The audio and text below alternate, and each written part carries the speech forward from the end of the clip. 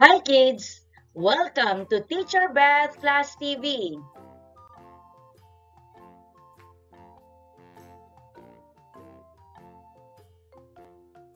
Ngayon ay ating tatalakayin ang uri ng pang-uri. Sa araling ito, magbibigay focus tayo sa pang-uring panlarawan. Handa ka na ba? Naaalala mo pa ba ang ating aralin tungkol sa pang-uri? Ano nga ba ang ibig sabihin ng pang-uri? Magaling! Ang pang-uri ay salitang naglalarawan sa pangalan o panghalip. Alam mo ba na may tatlong uri ang pang-uri? Narito ang mga uri ng pang-uri. Pang-uring panlarawan, pang-uring pamilang, at pang-uring pantangi. Gaya ng aking sinabi, tayo ay magbibigay focus sa pang-uring panlarawan. Ano ba ang pang-uring panlarawan? Pang-uring panlarawan. Ito ay naglalarawan o nagbibigay turing sa pangalan o panghalip. Maaari itong maglarawan sa mga katangian ng pangalan o panghalip tulad ng itsura, kulay, ugali, sukat, amoy o lasa. Narito ang ilan sa mga halimbawa. Itsura, maganda, maayos. Kulay, mapula, maputi, asul. Ugali, mabait, mapagmahal.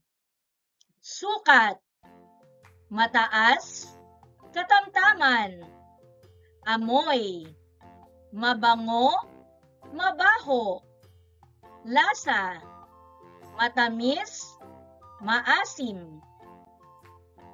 Ngayon naman ay gamitin natin ang mga pang-uring panlarawan sa pangungusap. Si Lay ay maganda. Ang pang-uring panlarawan ay maganda. Ito ay tumutukoy sa itsura at inilalarawan nito ang pangalang Lay. Ang damit ay berde. Ang pang-uring panlarawan ay berde at ito ay tumutukoy sa kulay. Inilalarawan nito ang pangalang damit. Siya ay mabait. Ang pang-uring panlarawan ay mabait at ito ay tumutukoy sa ugali. Inilalarawan nito ang panghalip na siya. Ang poste ay mataas. Ang pang-uring panlarawan ay mataas. Ito ay tumutukoy sa sukat. Inilalarawan nito ang pangalang poste. Ako ay mabango. Ang pang-uring panlarawan ay mabango na tumutukoy sa amoy. At inilalarawan nito ang panghalip na ako. Ang itlog ay maalat. Ang pang-uring panlarawan ay maalat. Ito ay tumutukoy sa lasa. At inilalarawan nito ang pangalang itlog. Muli, ang pang-uring panlarawan ay mga salitang naglalarawan o nagbibigay turing sa pangalan o panghalip.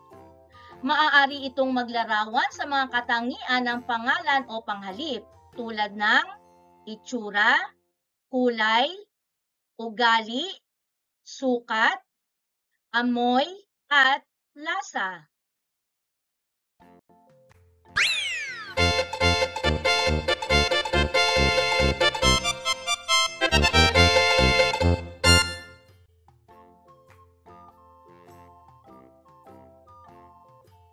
Tukuyin kung ang pang-uring panlarawang ginamit sa bawat pangungusap ay naglalarawan sa itsura, kulay, ugali, sukat, amoy o lasa ng pangalan o panghalip.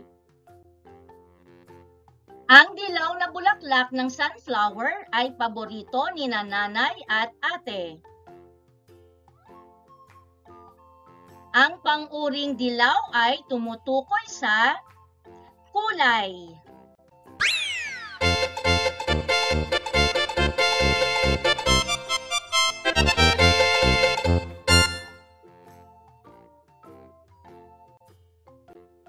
Masisipag ang magkakapatid na Lester, Leigh at Lance.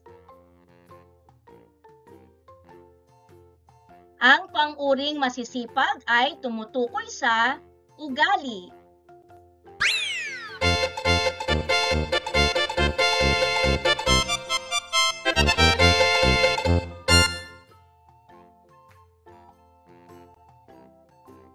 Ang malaking kalabasa ay tanim ni Mang Pedro.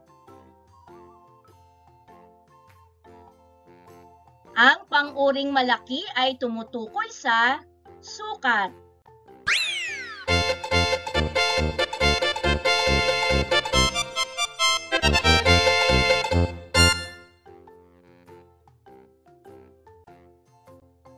Ang basura ay mabaho na. Ang pang-uring mabaho ay tumutukoy sa amoy.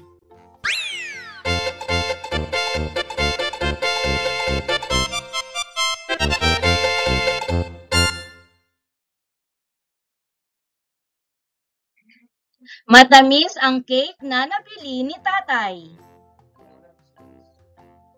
Ang pang-uring matamis ay tumutukoy sa lasa.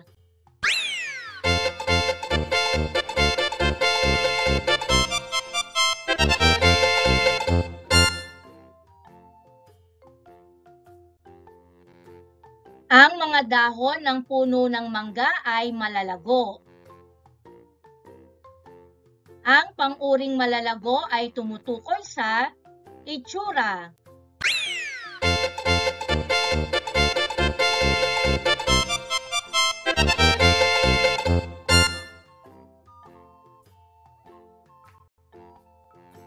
Ang kutis ng mukha ni Jennifer ay makinis. Ang pang-uring makinis ay tumutukoy sa itsura.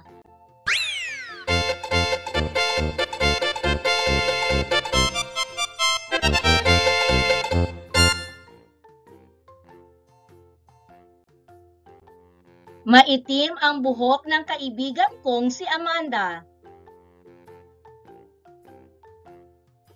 Ang pang-uring maitim ay tumutukoy sa kulay.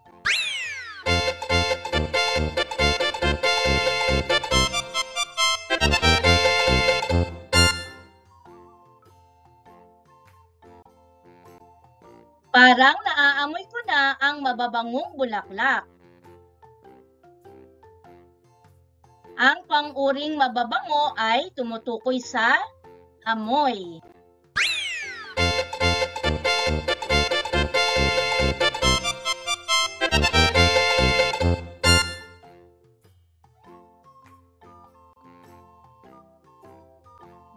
Kahunan ang pang-uri at gumuhit ng araw sa salitang inilalarawan nito. Maaari mo ring gawin ito sa iyong kwaderno. Si Alice ay mahusay na manlalaro. Ang pang-uri sa pangungusap ay mahusay at inilalarawan nito ang pangalang Alice.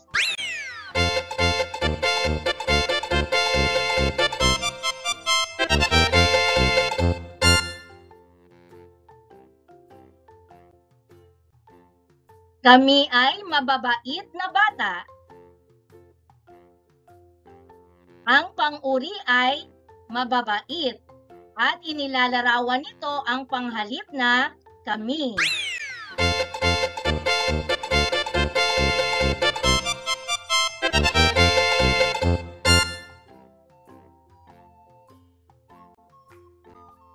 Maasim ang manggang nabili ko. Ang pang-uri ay maasim at inilalarawan nito ang pangalang mangga.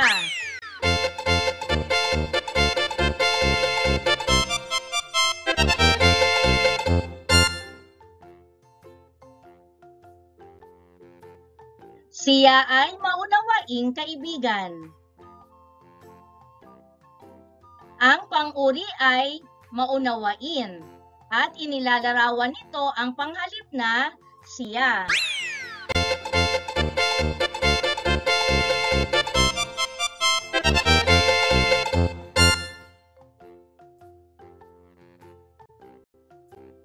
Mapula ang pisngi ng aking kapatid. Ang pang-uri ay mapula at inilalarawan nito ang pangalang pisngi.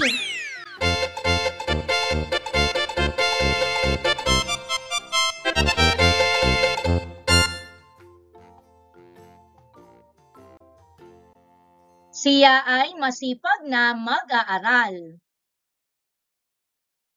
Ang pang-uri ay masipag at inilalarawan nito ang panghalip na siya.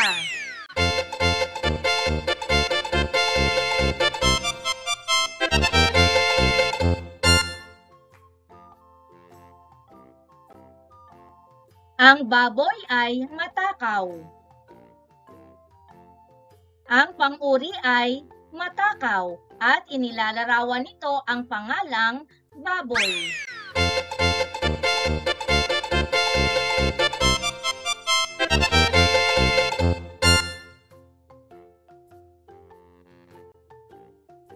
Maaliwalas ang silid-aklatan. Ang pang-uri ay maaliwalas at inilalarawan nito ang pangalang silid-aklatan.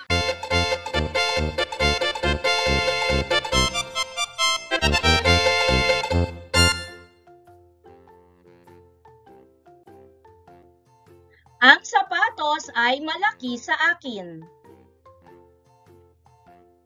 Ang pang-uri ay malaki at inilalarawan nito ang pangalang sapatos.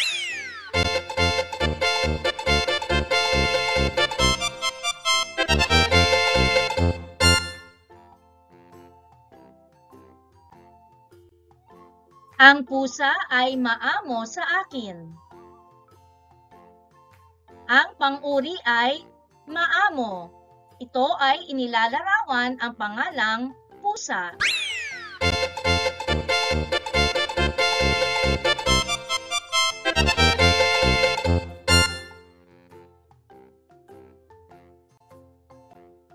Ang adobo ay masarap. Ang pang-uri ay masarap. Inilalarawan nito ang pangalang adobo.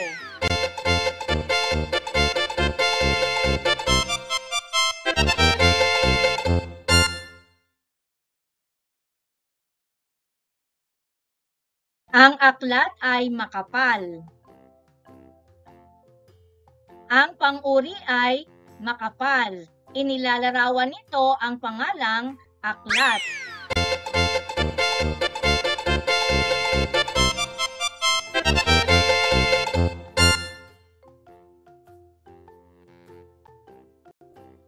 Malawak ang bakuran namin. Ang pang-uri sa pangungusap ay malawak at inilalarawan nito ang pangalang bakuran.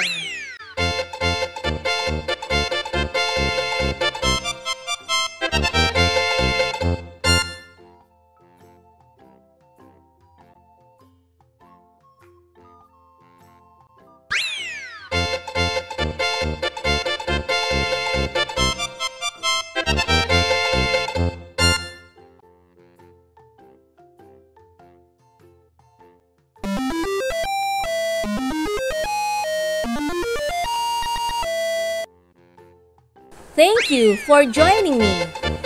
Let's learn, play, and grow together. Teacher Beth Class TV. Subscribe, like, and share. Thank you.